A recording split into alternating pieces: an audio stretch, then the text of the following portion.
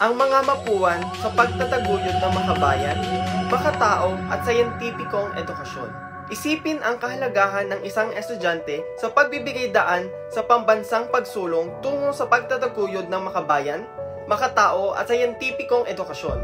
Makikita natin na malaki ang papel namin sa ating bansang ginagalawan. Bilang isang mapuwan, kami ay hindi lamang nagsusumikap upang magkaroon ng maunlad na kinabukasan, kundi upang maging bahagi rin ng mas malaking adhikain, ang pagsulong ng ating bayan sa pamamagitan ng dekalidad at makabuluhang edukasyon.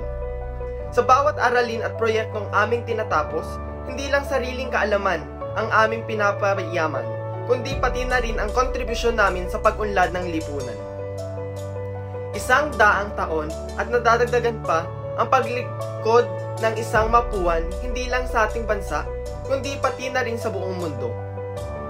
Mula sa larangan ng inhenyera, teknolohiya, medisina at iba pang aspeto ng agham at sining, patuloy na nagpapamalas ang mga mapuwan ng kahusayan, integridad at dedikasyon. Sa bawat imbensyon, pananaliksik at makabagong ideya, binibigyang diin namin ang kahalagahan ng mga Pilipinong pananaw, malasakit sa kapwa at agham na may puso para sa bayan. Hindi lamang talino at husay ang aming dala, kundi pati na rin ang pagiging makatao. Isang mahalagang aspeto na gumagabay sa aming mga desisyon at gawain.